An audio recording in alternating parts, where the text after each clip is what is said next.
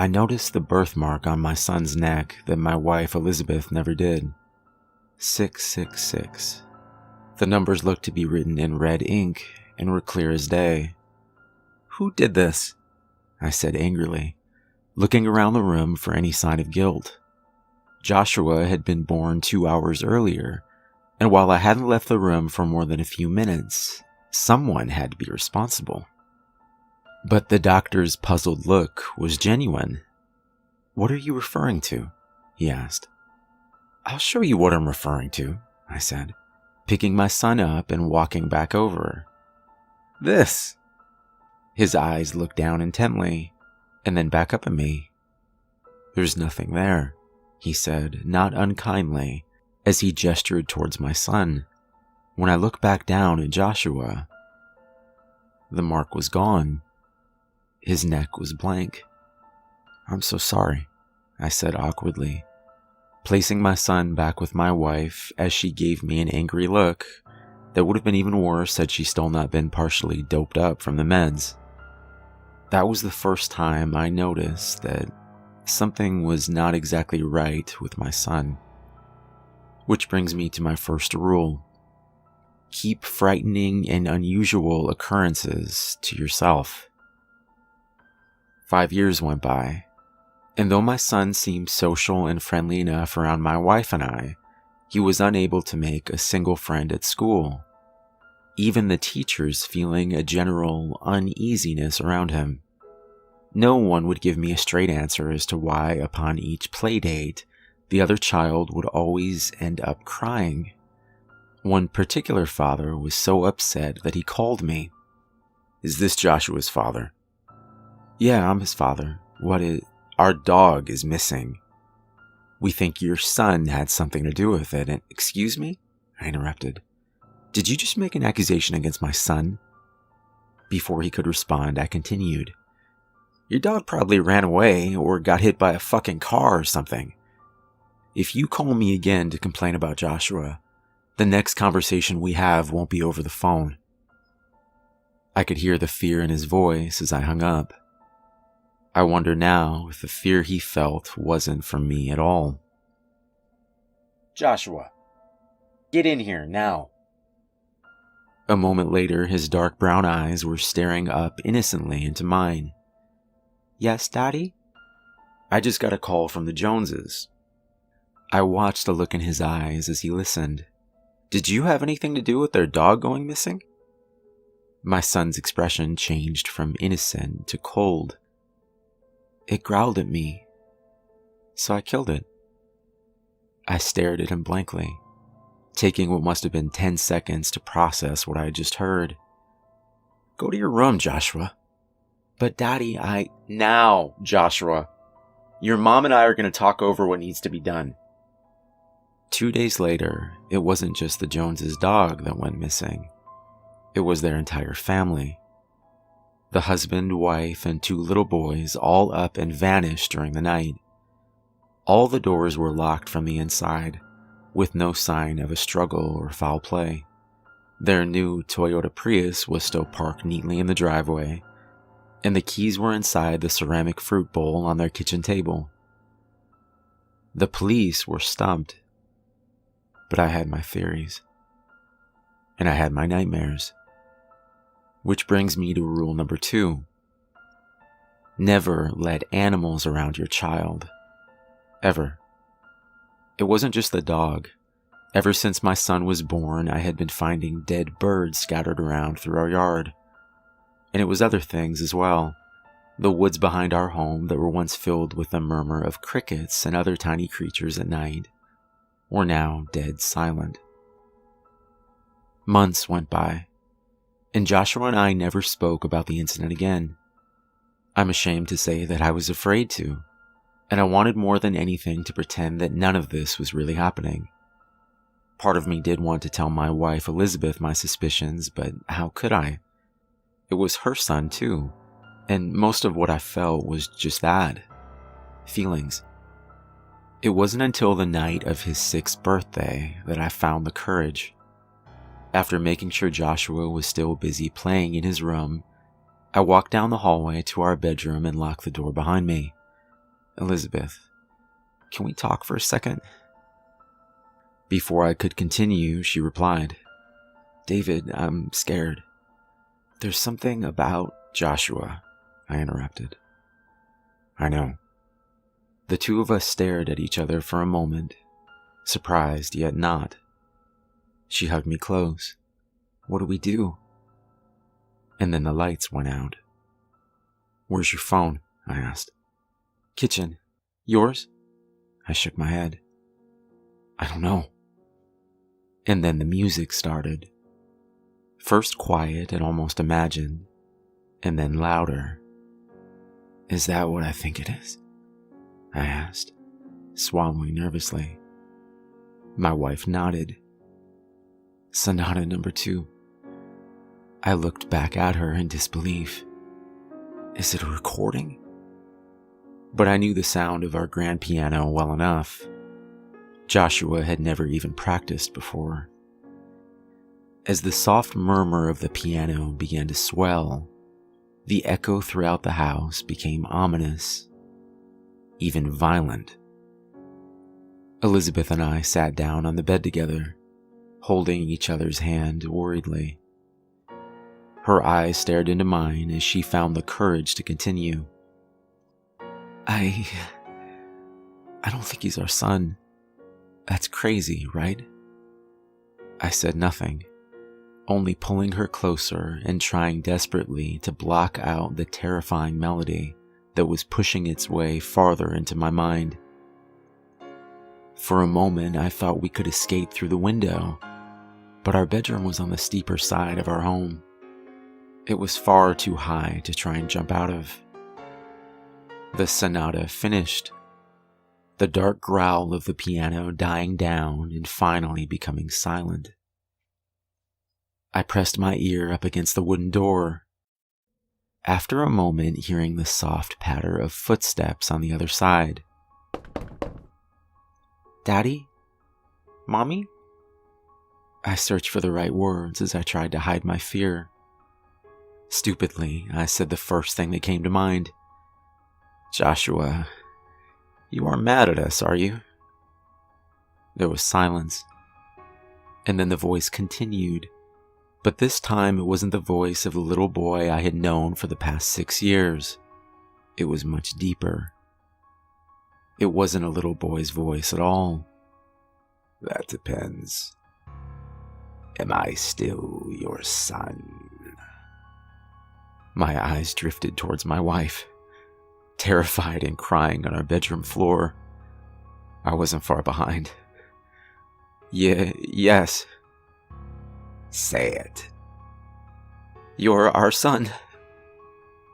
A minute or so of the most terrifying silence followed, and then the familiar voice of a child returned. Good, Daddy. Now come on out so we can have some cake. I looked at my wife nervously as my hand unlocked the door. Before it was even opened completely, Joshua took my wrist and led me into the kitchen to do the honors. Which brings me to my third rule. If they tell you to keep pretending, do it. It's not so bad after a while. Not so different really from raising a real little boy or girl. Just remember to follow the rules and maybe you'll even stay alive. At least that's what Joshua keeps telling me. The years went by, and that was a long time ago now. My son Joshua is much older. Instead of his 6th birthday tonight, it's his 16th. A big day, you might say. But it's not for the normal reasons you'd think. A quick history of what's happened over the past 10 years. I've tried my best to follow my son's rules. I've tried to keep Elizabeth and I alive. A few months after that night with the piano and the agreement, my wife and I decided to try and have another child. A real child. Though Joshua was seemingly kind enough about it, I've always thought he had something to do with the series of miscarriages that followed. Though he never threatened us like he had that night, there were more occurrences. More animals in the neighborhood started going missing, ranging from the neighbor's cat Stella to a stray German shepherd named Silver. There were even children. I told myself for years that every town has missing kids, that it's a natural reality of life. I told myself that there are bad people everywhere, and that Joshua had nothing to do with the string of disappearances lately. But I don't really believe that. They weren't disappearances as much as sacrifices. The children's bodies would be found with an upside-down cross knifed neatly into their forehead, and a certain look on their faces. Their jaws were snapped open, forever frozen in terror and what I would bet you was the revealing of something's true form. My wife Liz is in the hospital with cancer, and I think maybe selfishly for me that was the final straw. While I don't know if Josh caused the disease physically, in a way I am certain that he did. Elizabeth just hasn't been the same since we made that deal so many years ago. The miscarriages after only fueling her depression farther. Her eyes have seemed dead for years. Dead like the children will never have. Dead like the animals in our town. Dead like all the people that I should have protected. It took me 10 years, but I'm finally going to kill him. I'm going to kill my son. No, I'm not calling him that anymore. I'm going to kill it. It was never my son. I've spent the past couple years getting ready in my own way. Late at night, I would do research about the occult and demons, studying how exactly to combat them and come out alive. I hope I'm ready. My research has told me that there's 3 things you need to destroy a demon. The first is salt. It can create a barrier around you if needed, as to buy you time to finish the ritual. The second is a cross or a Bible, and a measure of faith. I never used to believe in God, but I've been driven to it now. And 3, a holy man or woman. I've known Father Malachi for over 10 years at this point, and he is well informed about what we're going up against. He's not as young as he used to be, this year going into his 75th, but his faith is as strong as anyone I've ever met. I told the father to show up this evening once Joshua is asleep. We plan to surprise him in his room before midnight. Maybe he won't be at his full strength. Maybe he won't be ready. I'm writing this because if the 2 of us don't make it back, there needs to be some record of Joshua. Maybe you can pick up where we left off. I think I've learned everything there is to know about demons, but I could be wrong. If I am wrong, at least you'll have something to go on. I'm getting ready now. Wish us luck. Hello. My name's Joshua, and it's my 16th birthday today. It went a little different than I expected.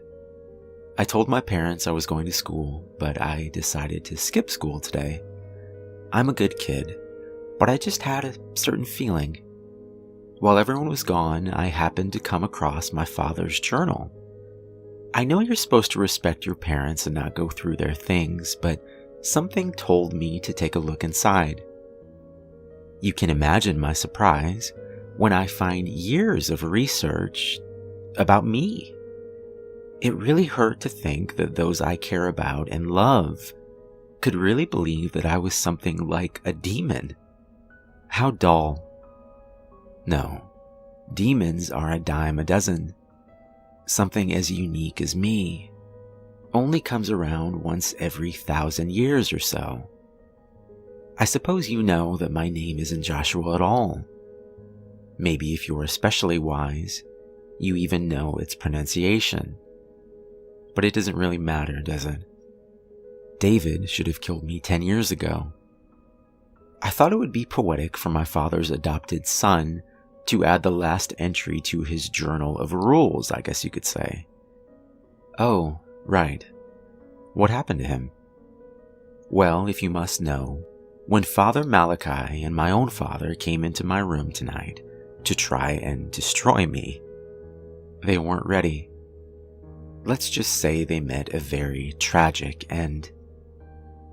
I'll give them this. They were more prepared than even I anticipated. And there was a moment in our struggle where it truly might have gone the other way. That's staggering when you think about what they were up against. Father Malachi truly was a good man of faith, and there aren't a lot of those around anymore. They put up a good fight. I almost felt pity as I watched their enthusiasm. Clearly, they had put a lot of time into getting ready. They were just out of their league. I buried them alive, with their crosses and salt and faith to keep them company. I dug the 2 holes close enough together in hopes that they could hear each other scream as they struggled and took their last breaths. I wonder which one made it longer.